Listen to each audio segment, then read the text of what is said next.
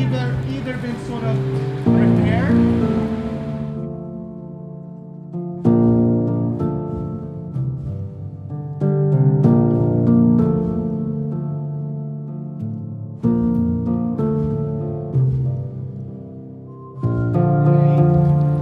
Books are used in many ways, right? They're used by various political activists. The philosopher of his time. This Moses Mendelssohn affected the philosophy of Germany.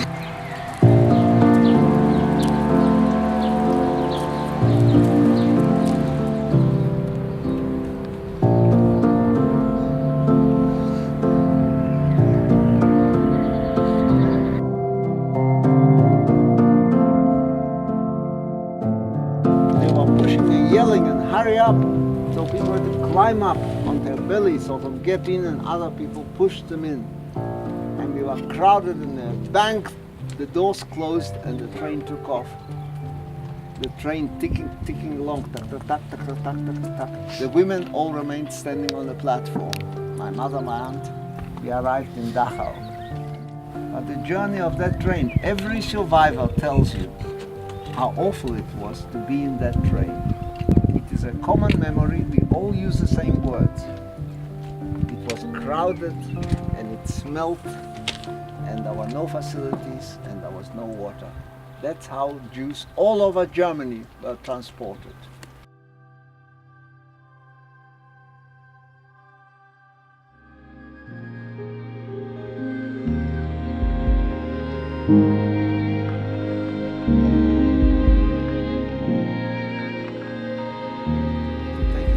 Quite a distance into the ghetto, but we carried a lot of things, and the heavy books and so on, the furniture we didn't take, we left it. And two guys with a white armband, with a rifle, nationalists, came up, they pulled out a suit and they looked at it and they tried it on themselves, and he said, "Is there more?" And my uncle said, "Go and look." He was furious for some of his nice suits. We were afraid that they might shoot us or kill us, because they did. But they just were so satisfied with the three beautiful suits that they walked out and they let us go. Do you remember walking as a part of a massive crowd? A mass of people. Something? There were no soldiers. No soldiers.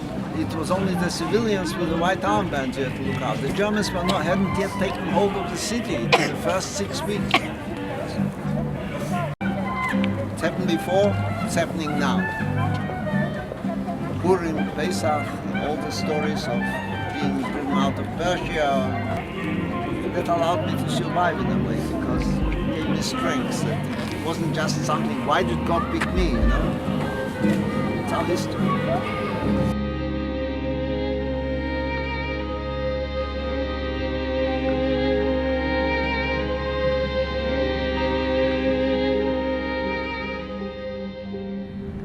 You are with your family. You are trying to keep the kids nearby, close to you, your wife.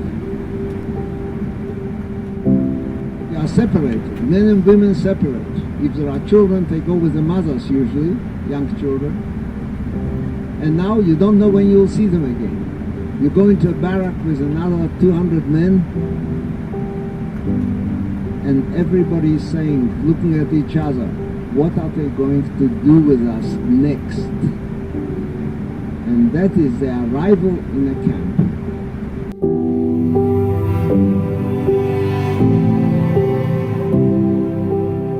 Total lack of knowledge, total insecurity, total lack of what is the next step in my life.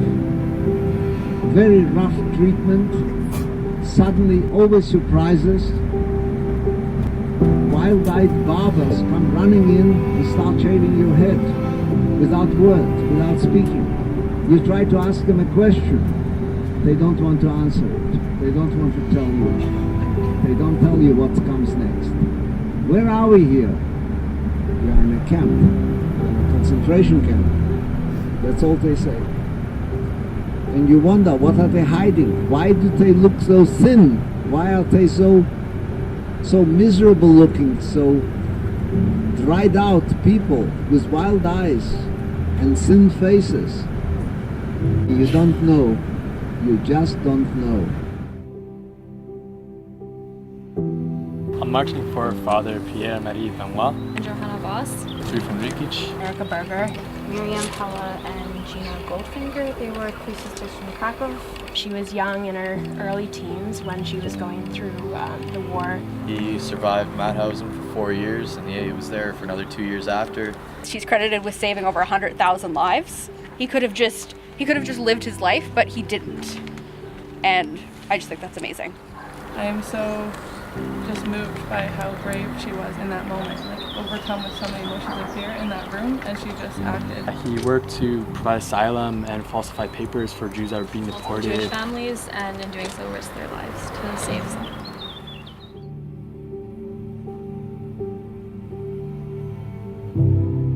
Two men used to lift up a bag, you had to bend your back and they used to drop it on your back, and you had to run to the warehouse from the train, and then you had to go up over other bags to pack it on top.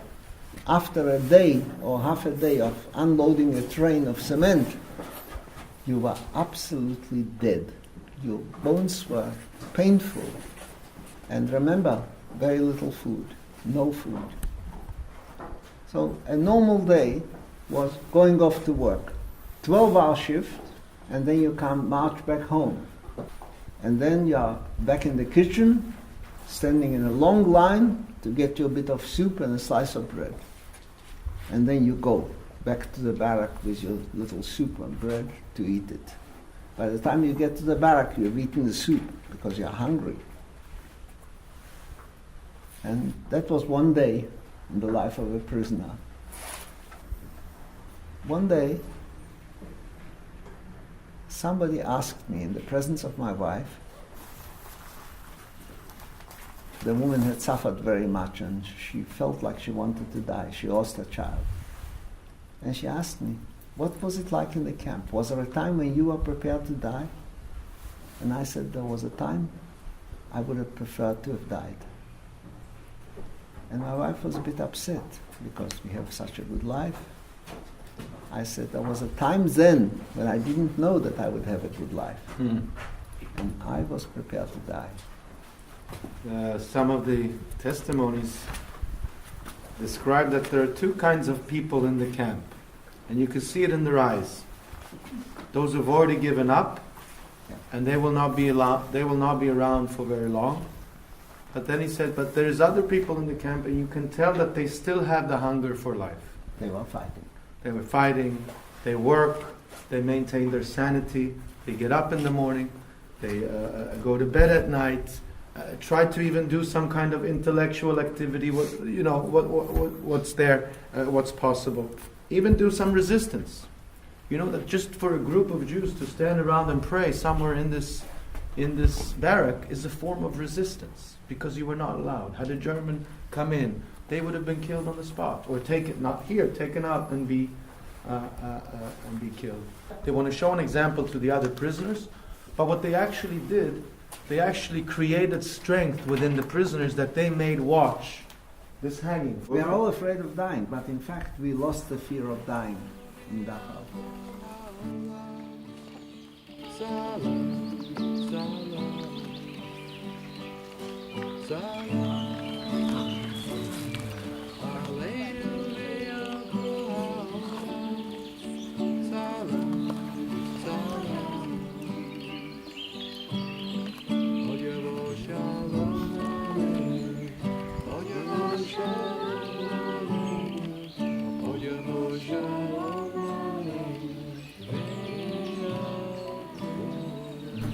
I place this stone in memory of the millions of other blameless victims, the disabled, the Poles, the Roma, the Sinti, the gays, the Jehovah's Witnesses, and all other innocent lives who were taken by the Nazis during World War II.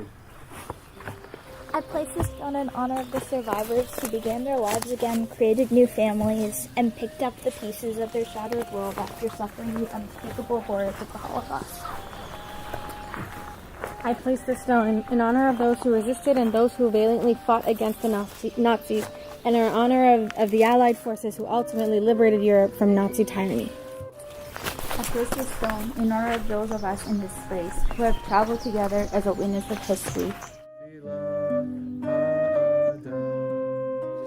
says that some people die twice. They die, and they die, and they die again when people fail to remember them. So Kaddish is a way of saying, we remember you, we love you, we'll always remember you. ויתקדש שמי רבה, בעלמא דיברה חירותי, בהמליך מלכותי, בחייכון, במאיכון ובחיי בכל בית ישראל, ועגלה בזמן קריב ויאמרו shining as the sun.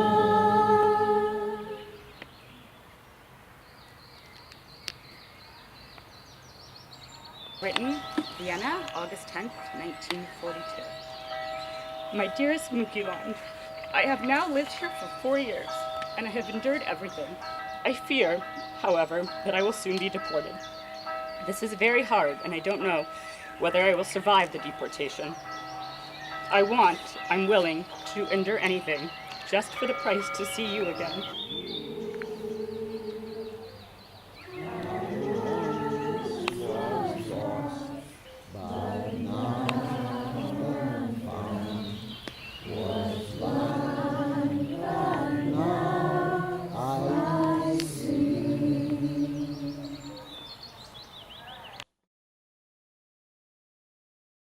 To have the opportunity to meet a righteous among the nations is so rare and so wonderful that you all should feel so privileged to be in the presence of such nobility.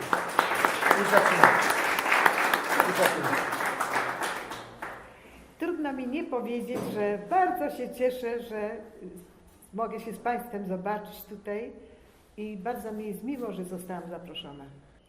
Od samego początku władze okupacyjne wprowadziły bardzo restrykcyjną politykę w stosunku do ludności. Ale też od razu można było zauważyć, że w stosunku do ludności żydowskiej zamieszkałej w Krakowie te restrykcje były dużo bardziej dotkliwe. Ale śmierć groziła Polakom. Tym Polakom, którzy by w jakiejkolwiek formie chcieli Niemcom dopomóc, Żydom dopomóc. Ciocia prosiła, żeby przez kilkanaście dni przechować 13-letnią dziewczynkę żydowską, Miri. Uznałyśmy po krótkiej rozmowie, że przecież musi się pomóc, ona zginie. Ona ukrywała się samotnie zupełnie w rozległych polach poza Krakowem. W naszym pokoju urządziliśmy się w ten sposób, że w jednym kącie, tam myśmy powiesili ubrania z tyłu i tam Miri wchodziła w momencie, kiedy ktoś przychodził. To była poważna choroba, wymagała interwencji lekarza. Ale to było niebezpieczne. Mama moja poszła do zaprzyjaźnionego z naszą rodziną farmaceuty. Opisała mu tę chorobę. Powiedziała, że to ja jestem chora. Pan dał odpowiednie leki i Miri szybko wyzdrowiała. Na nasze szczęście. W kilka tygodni później, po krótkich walkach, Niemcy całkowicie opuścili Kraków. Skończyła się okupacja. W czasie pobytu u nas, który już trwał ponad 20 miesięcy, życie Miri zostało uratowane i nasze też. The life of Miri and ours had been saved. I w tym samym roku Miri z rodziną przyjechała odwiedzić Kraków. Cieszę się, że tak się w moim życiu ułożyło. Udało się uratować to jedno życie. Polacy, mężczyźni walczyli w lesie. Kobiety kobiety mogły taką formą, w jaki sposób właśnie walczyć. What is one piece of advice that you would give to students or anybody in society that on how we should stand up and for events such as the Holocaust and have the courage to do what you did? Nigdy nie uważaliśmy się za bohaterów, ale nigdy. No to jest trochę trudne pytanie, bo to jest. It's a tough question. To jest sprawa, nad którą trzeba pracować jakiś czas. This is something that you have to work on for some time. Żeby wypracować jakiś, prawda? To work out some kind of inspiration, some kind of ambition. Ale rzeczywiście to jest szalenie ważne i dlatego jest bardzo ważna edukacja. It is very important, and she feels that most important is education.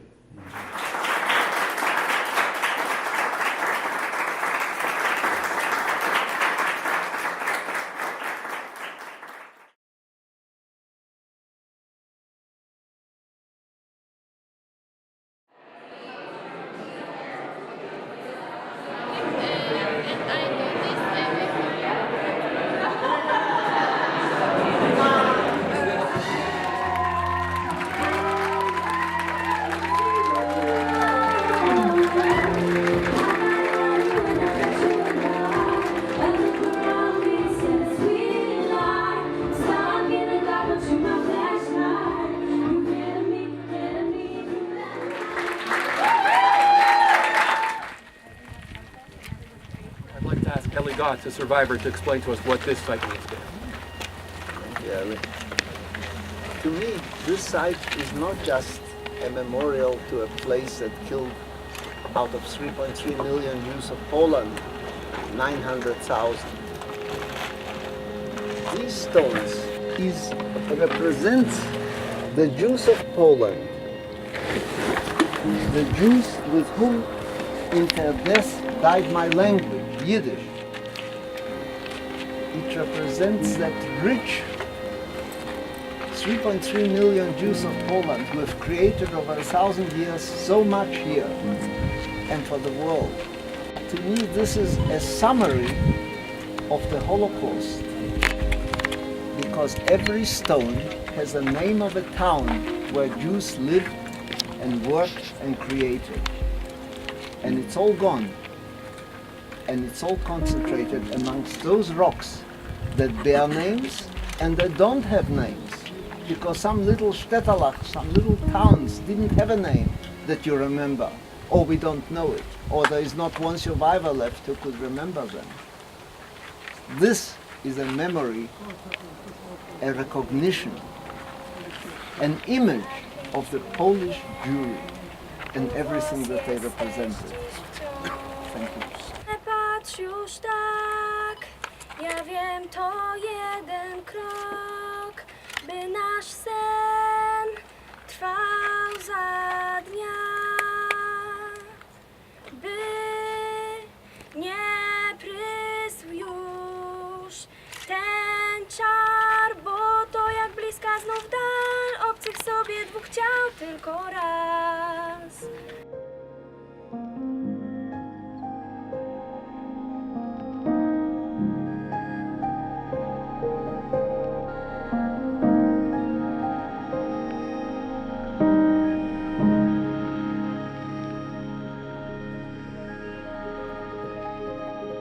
Women were liberated in the north of Germany, in Kiel, by the harbor.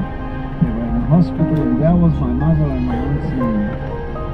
And one of us went there, one of my uncles went there and brought them back to us.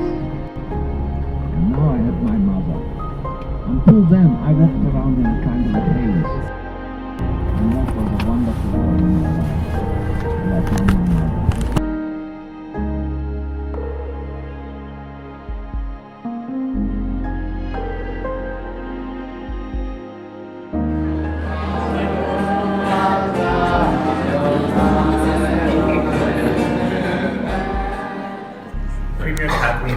Ontario was recently at Yad just earlier this month, and she wrote, "It is only through love, tolerance, and mutual respect that we can shine a light to keep the darkness at bay." And I think this really nicely sums up a lot of the lessons that you have taught us over the past 10 days. You've helped us to understand that hope is eternal, how in spite of such terrible and cold darkness that you were still able to see light during your time at Dachau. And third, you've helped us to understand forgiveness. You said that once you gave up hate, you started to live, and that's something for myself, and I'm sure for many others, that will really take away from this. We came on this trip to be informed by your experience, but I think we will all leave inspired by your wisdom and your stories. And in honor of your participation in the March of Remembrance and Hope, and for sharing your courageous story, I just wanted to present you this certificate.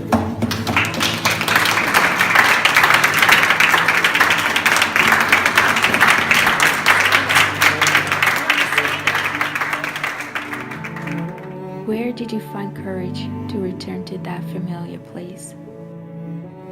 Where did you find the strength to walk in pain you once endured?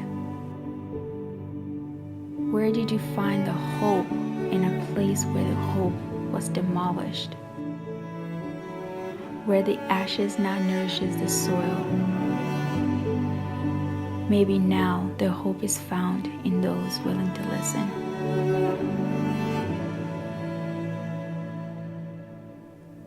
I'll never be the same, and that's good. My world needs to remember these stories.